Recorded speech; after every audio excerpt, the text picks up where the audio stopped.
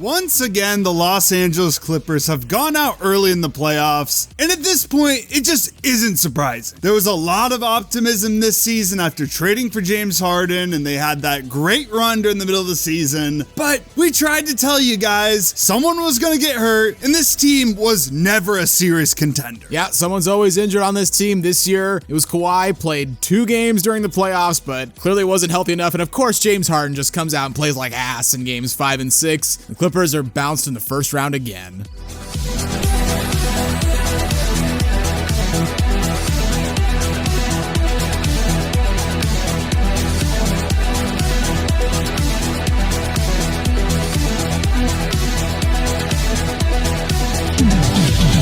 Before we start talking about the Los Angeles Clippers, please give this video a like, subscribe to the channel, and hit the notification bell so you never miss out on any new videos.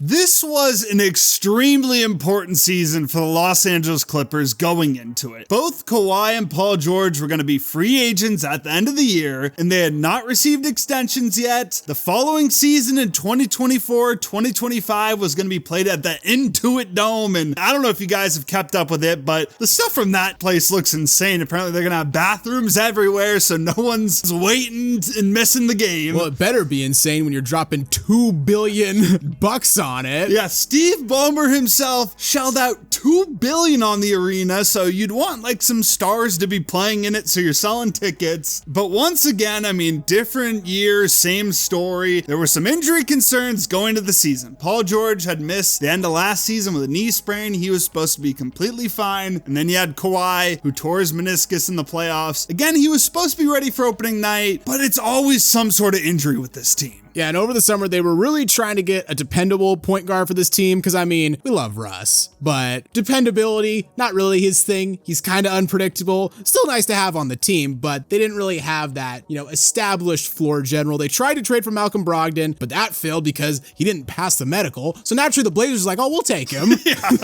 But, they were linked to Harden in the offseason. Obviously, Harden had gone off on Daryl Morey, called him a liar and whatnot. So they were pushing to try to trade for him, but in the offseason didn't quite come together. And they started their season pretty well, 3-1 after their first 4 games, although wins against Blazers, the Spurs, a decent win against the Magic, and they got beat by the Jazz. So kind of a lightweight schedule out the box. Yeah, not the best, but you're 3-1. That's a solid start. And then we got the big breaking news. They acquired Harden. They sent out Nick Batum, Marcus Morris, KJ Martin, a 2028 first round pick, unprotected, and a 2029 unprotected pick swap, and 2 seconds. So very similar to what the Phoenix Suns did. Like, they already didn't have their picks from the Paul George trade way back. The last remaining assets they had, they were willing to go all in to get James Harden. Like we said, this was championship or bust, but I mean, goddamn, after this trade, you do not have your first round pick till 2030, and you only have 1 second. That's all the assets they had left. So you better make that second count. Yeah, I guess so. Eventually when you have to use it. They lost their first game to the Lakers. Harden didn't play that game. He was still kind of ramping up. And then when he did suit up, he had an okay debut. I mean, 17 points, 6 assists on good shooting. But Paul George played like ass, and the Knicks just completely dominated the fourth quarter to beat them 111-97. And then things just didn't go well. They lost their next game to the Nets. Then they lost to the Mavericks. Then the Grizzlies. Then the Nuggets. And just like that, they were on a 6-game losing streak, including going 0-5 since acquiring Harden. I mean, we made a video right after they acquired Harden saying James Harden won't save the Clippers. And then we made another video about them like after this losing streak. So we were feeling all high and mighty. We were like, oh, another synthetic sports nailed prediction. Like the curse sleeps tonight, guys. We got this one right. And I mean, after 18 games, they were 8-10. Just an awful start for a team that expected to be competing for a championship. Then they turned around and ripped off a 9-game winning streak. Yeah, this winning streak, like everything was clicking. Kawhi was just playing absolutely incredible. He was shooting like 50% from 3. PG was putting up solid numbers as well. And then Harden was being that facilitator that they really wanted, like a guy that could score, could give you like 20 on a nightly basis, but could also dish out 10 assists. So everything was just flowing so well. And at that point, Kawhi said, yeah, I want to stay here long term. They locked him up to a 3-year, $152 million contract extension. So at least they locked up Kawhi. Like Paul George and James Harden were still free agents this summer, but you lock up Kawhi Kawhi, so at least you got one guaranteed star going to be playing in that new arena next season. And the good times continue to roll into February. I mean, the Clippers from mid-November to early February, they went 31-8. And this was around the time that a lot of people were not necessarily saying they were going to win the championship, but being like, hey, out west, if you want a team that could knock off Denver, it's looking like it's going to be the Clippers right now. Now, at the end of the season, they fell off a little bit, basically went 500 to finish the season. They had a couple games where they choked some leads. They had one to the Bucks, and then they had that game at home against the Lakers where they choked a 21-point lead in the fourth quarter. Not surprisingly, they finally had some injuries. Russ fractured his hand. He missed 12 games. Kawhi, once again, having knee issues. He missed the final 8 games of the season. Harden, he also missed a couple games near the end of the season with a foot injury. Lucky enough for the Clippers, though, they still had a big enough cushion that they were able to secure home court. They got the Mavericks in the first round. On paper, not the worst matchup for them. Obviously, they had defeated them in the playoffs a couple years prior. Obviously, a different Mavericks team now with Kyrie. But we still both picked Dallas because at the time, Dallas was also incredibly hot. And we were like, we just don't trust that Kawhi's going to play.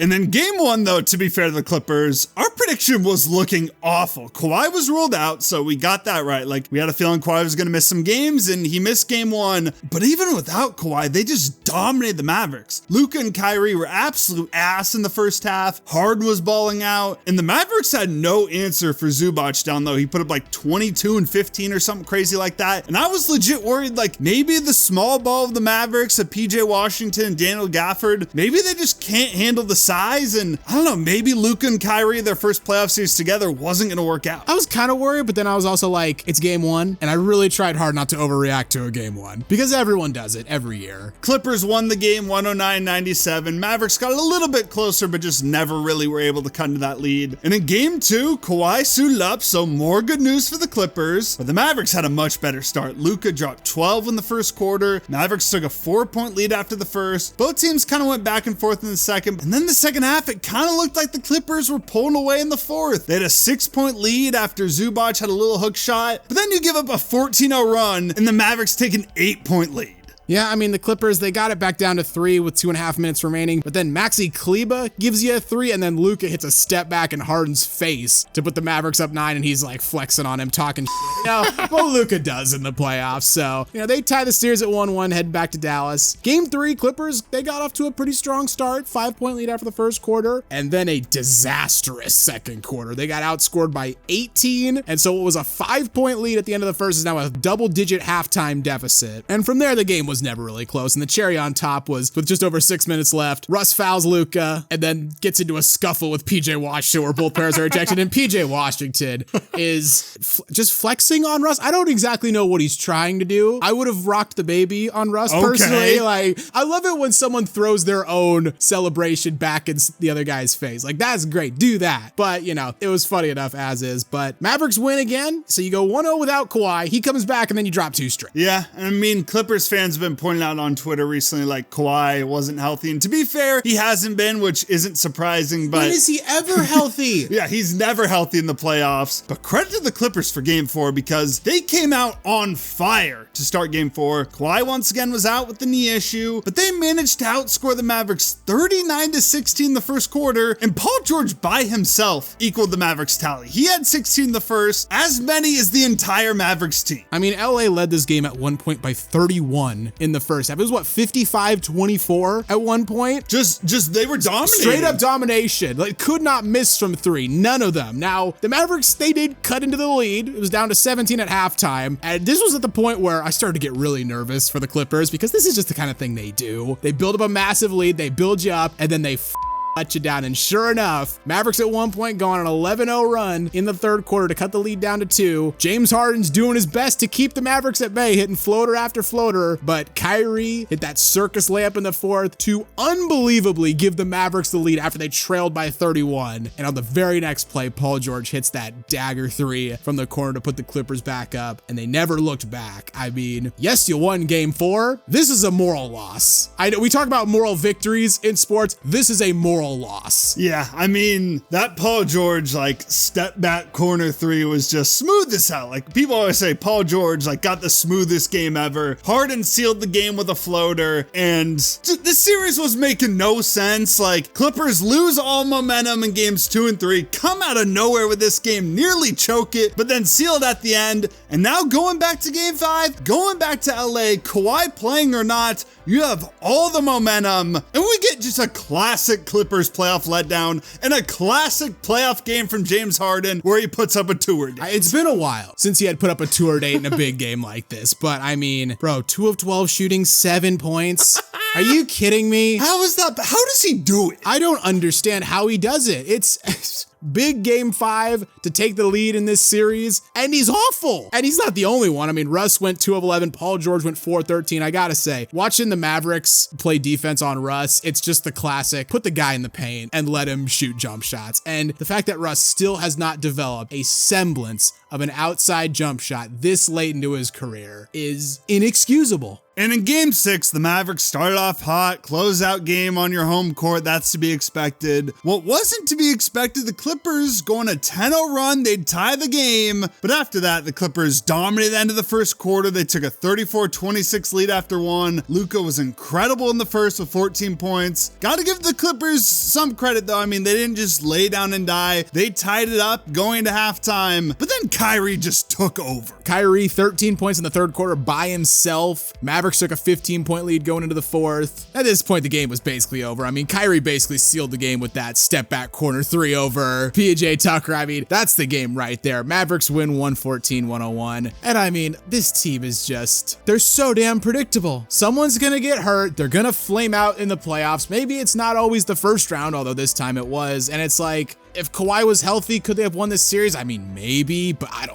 don't think so. I mean, yeah, same thing every year. If they run it back, someone's going to get injured again. There'll probably be another first round exit. Maybe best case scenario, they're a second round team or maybe conference finals, but I doubt that. Like, it's the same thing every year, and we've heard every year people buy into them. I have no idea why, but we tried to warn you guys. Some of you guys listened, some of you guys didn't, but it happened again. The Clippers were just never serious. It'll be the same thing next year, but it'll be the same thing in the new arena. Oh, true. Intuit Dome now. Exactly.